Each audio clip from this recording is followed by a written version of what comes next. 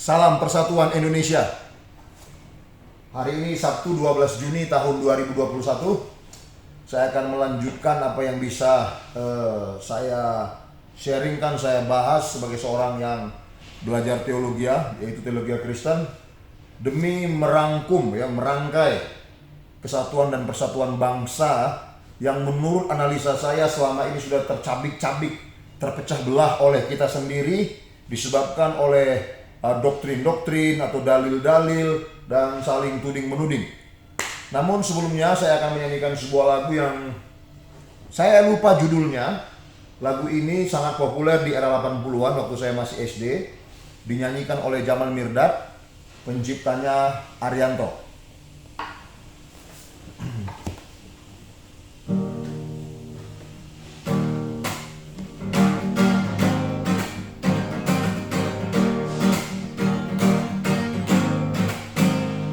Tiada lagi negeri seindah persada Nusantara.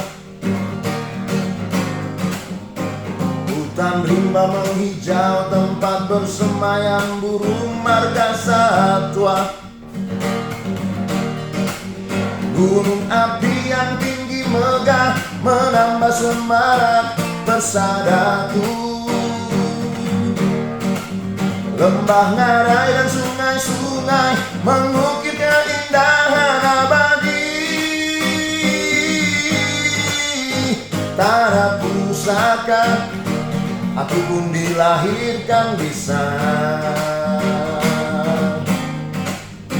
Penduduknya ramah tamah, cantik molek tiada bandingnya. Terkenal manis budi bahasa dan lemah lembut perangainya. Mereka saling menghargai, saling menghormati hak asasi. Mereka bernaung di bawah pusaka Garuda Pancasila dan Sansaka, merah putih lambang Indonesia. Jagalah kelestarian sejarah budaya semua, rahmat Tuhan yang Maha Esa. Mari bersama-sama menjaga lingkungan hidup ini. Hutan dan rimba, burung marga satwa sebagainya. Jagalah kelestarian sejarah budaya semua, rahmat Tuhan yang Maha Esa. Mari bersama-sama menjaga lingkungan hidup ini. Hutan dan rimba, burung marga satwa sebagainya. Tanah pusaka, aku pun dilahirkan di sana. Dan Sansaka, merah putih lambang Indonesia. Prima Jotusi.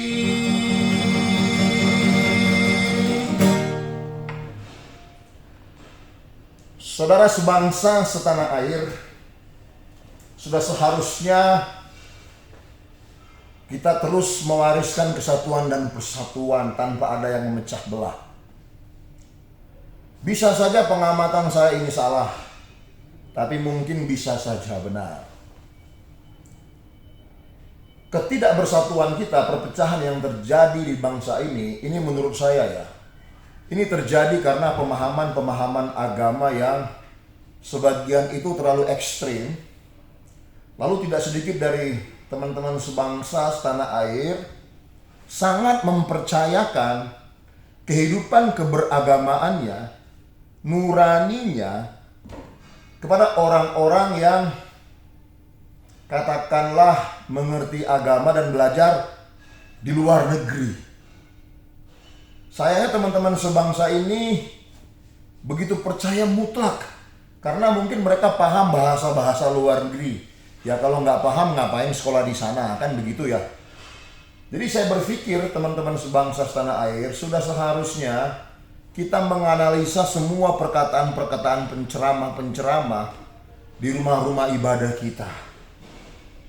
Benarkah itu berguna untuk kerohanian kita, untuk iman kita, untuk ketakwaan kita kepada Tuhan yang Maha Kuasa yang kita sembah?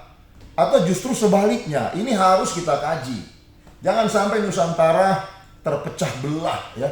Ibu Pertiwi ini sudah menangis ya, karena dia melihat anak-anak yang dia lahirkan itu ribut oleh karena dalil, doktrin, kajian-kajian dogmatis yang kita import dari luar negeri. Begini, di dalam kekristenan ya, Roma pasal 10 ayat yang ke-17 ya, iman timbul dari pendengaran firman.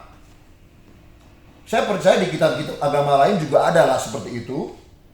Cuman karena saya Kristen, saya tidak paham, takut salah ya. Saya hanya berbicara dari Alkitab. Iman timbul dari pendengaran firman ya. Keyakinan kita, kepercayaan kita, keberanian kita untuk melakukan apa yang benar, ini saya sebut iman. Nah, ini muncul dari mana? Dari mendengar firman, membaca kitab suci, atau mendengarkan ceramah-ceramah yang memang diekspos dari kitab suci. Saya yakin semua kitab suci itu baik. Kitab suci agama-agama apapun itu baik dan bagus. Tidak ada yang salah di sana. Hanya yang mungkin bisa error itu adalah manusianya yang memaksakan dalilnya untuk kepentingannya, bukan untuk kepentingan agama. Jadi iman timbul dari pendengaran firman. Nah, teman-teman sebangsa setanah air, saudara-saudaraku sebangsa setanah air, bagaimana kalau seorang penceramah itu tidak mengajarkan kitab-kitab dari Tuhan yang Maha Kuasa ini? Dia tidak mengartikan ayat-ayat itu berdasarkan maunya Tuhan yang Maha Kuasa, tetapi dia mengartikan ayat-ayat itu berdasarkan kepentingannya, kelompoknya, golongannya, nafsu serakanya, tapi mengatasnamakan Tuhan yang Maha Kuasa. Menggunakan dalil-dalil orang yang berasal dari luar negeri, lengkap dengan bahasa-bahasanya, tapi tujuannya bukan untuk kepentingan Tuhan yang Maha Kuasa, yaitu mengubah diri kita. Nah, kalau ini terjadi, mungkinkah iman kita timbul dari ceramah itu? Iman kita tidak akan mungkin timbul dari ceramah-ceramah yang provokatif. Iman itu adalah kepercayaan kita kepada Tuhan meningkat. Cinta dan kasih kita kepada Tuhan meningkat. Iman itu kita semakin berani untuk meninggalkan dosa. Iman itu membuat kita semakin berani untuk hidup apa adanya. Bekerja, berbisnis, tidak ada korupsi, tidak ada curang. Ini karena iman. Nah, iman timbul dari mendengarkan firman atau ceramah-ceramah. Nah, kalau isi ceramah itu tujuannya bukan untuk itu, memprovokasi, saya mengajak ya, teman-teman sebangsa setanah air, apapun agama kita, tolong, gak usah didengar yang begituan. Gak usah didengar. Bila penting, penceramah-penceramah seperti itu jangan lagi diundang. Karena apa? Tujuannya itu bukan tujuan Tuhan semesta alam, bukan. Karena tujuan semesta alam menghadirkan nabinya, utusannya, menghadirkan rasulnya, itu untuk kepentingan Tuhan. Jadi gampang sekali bagi kita untuk melihat ceramah yang benar-benar yang dikehendaki oleh Tuhan, atau ceramah yang mengatasnamakan Tuhan tapi dalam dirinya ada muatan-muatan. Gampang sekali. Jadi ceramah-ceramah yang memecah belah, ceramah-ceramah yang memprovokasi, itu nggak usah didengar. Sekalipun dia menggunakan dalil si anu, dalil si anu, doktrin si anu, doktrin si anu. Itu kan orang-orang luar negeri yang kita tidak tahu apa maksud dan tujuannya mengartikan demikian. Kita tidak pernah tahu kan? Enak saja. Masa dengan dalil-dalil yang di luar negeri, di mana orang itu tidak mengerti budaya Nusantara, lalu kita paksakan dalil atau doktrin itu di Indonesia, dan akhirnya negara kita terpecah belah. Oh jangan teman-teman, ya bapak-bapak pendiri bangsa ini sudah berjuang mati-matian mengusir penjajah. Nenek moyang kita, leluhurmu, leluhurku, dulu bahu-membahu tanpa ribut soal doktrin agama. Bagaimana memerdekakan negara ini supaya anak cucu mereka, yaitu kita, bisa menikmati. Kita harus menghargai perjuangan mereka itu. Jadi kalaulah analisaku ini benar, sudah seharusnya kita berhenti mendengarkan ceramah-ceramah yang seenak perutnya, ngomong tanpa mikir ya. Ngomong dulu, kalau udah kacau minta maaf. Ngomong dulu, kalau udah kacau, oh itu bukan bagian saya tidak mengerti, saya tidak paham. Saudara-saudara, ya tujuan kita beragama itu untuk berubah, untuk baik, ya, untuk menghormati sesama. Semua agama itu sama dalam pandangan mata saya, semua agama itu sama. Tidak, agama kacau, menciptakan ketidakkacauan. Tapi kalau kita beragama, justru kita semakin kacau, ya. Kita menjadi penceramah, tapi dari mulut kita menghadirkan kekacauan, merendahkan pemerintah, menjelek-jelekkan agama yang lain, mengeluarkan kalimat-kalimat kasar, di mana kalimat-kalimat ini orang-orang yang tidak paham agama saja tidak berani mengucapkannya karena memang tidak bagus begitu ya. Jadi teladan apa yang mau ditiru ya dari penceramah-penceramah seperti itu? Gajah dibelangkoni, iso khotbah, ora iso ngelakoni itu. Jadi temanku sebangsa setanah air ya, kita harus memikirkan republik ini. Sudah seharusnya kita maju, kita merdeka ya. Jangan sembarangan komen di medsos kalau kita tidak mengerti. Nanti kita terpecah belah. Karena apa yang tampil di medsos itu belum tentu seperti itu.